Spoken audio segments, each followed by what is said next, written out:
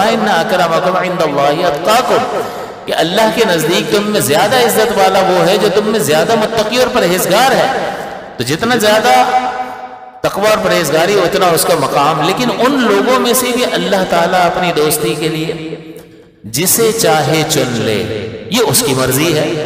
اور ظاہر ہے کہ وہ ان میں بھی وہ ایسا خاص قلب، ایسا اس کا خاص پاکیزہ اور ستھرا اللہ تعالیٰ فرما دیتا ہے کہ وہ لوگوں میں ممتاز اور متقیوں میں بھی چمکتا ہوا ستارہ ہوتا ہے، اس کو اللہ تعالیٰ اپنی دوستی کے لیے منتخب کر لیتا ہے۔ تو اس سے آپ کے ذہن میں یہ کہیں خدشہ پیدا نہ ہو جائے کہ بھئی سارے ہی متقی ولی ہوتے ہیں، یا جو ولی ہوتے ہیں وہی متقی ہوتے ہیں، اس کے علاوہ کوئی متقی ہوتا ہی نہیں ہے۔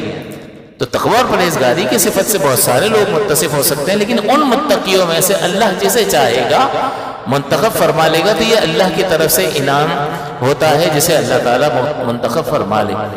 آپ سے پوچھا گیا کہ آپ کو کب پتا چلا کہ آپ کو اللہ تعالیٰ نے ولایت عطا فرمائی ہے، آپ اللہ کے دوست ہیں، اللہ کے ولی ہیں؟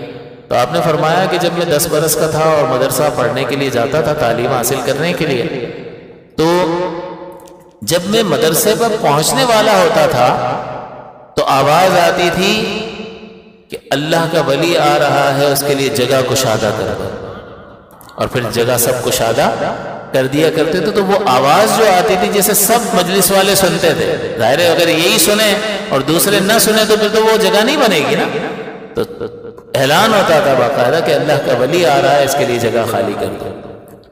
تو کہا اس اعلان کی وجہ سے جو ہے مجھے پتہ چل گیا 10 برس کی عمر میں کہ اللہ تعالیٰ نے مجھے منتخب فرما لیا۔ اسی طرح سے ایک اور مقام پر آپ فرماتے ہیں کہ جب بھی میرا کھیل کود کا کوئی ارادہ ہوتا اور میں بچوں کو کھیلتے کودتے دیکھتا اور اس طرف جانے کی کوشش کرتا تو آواز آتی تھی غیب سے کہ ہم نے عبد القادر تمہیں اس لیے پیدا نہیں کیا، ہماری طرف آؤ، ہماری طرف آؤ۔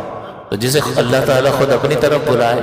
اور بتائیے نبی پر تو وحی نازل ہوتی ہے، لیکن اللہ کے نیک بندوں کے دل میں اللہ تعالیٰ یہ دل میں بات ڈالتا ہے، اس کو القاء کہتے ہیں۔ تو یہ کوئی اچھمبے کی بات نہیں۔ بتائیے اللہ تعالیٰ قادر مطلق ہے یا نہیں ہے؟ ہمارے دل میں بہت ساری باتیں ڈال دیتا ہے یا نہیں؟ تو اللہ تعالیٰ اپنے دوستوں کے دلوں میں کیا کچھ نہیں ڈالتا ہوگا؟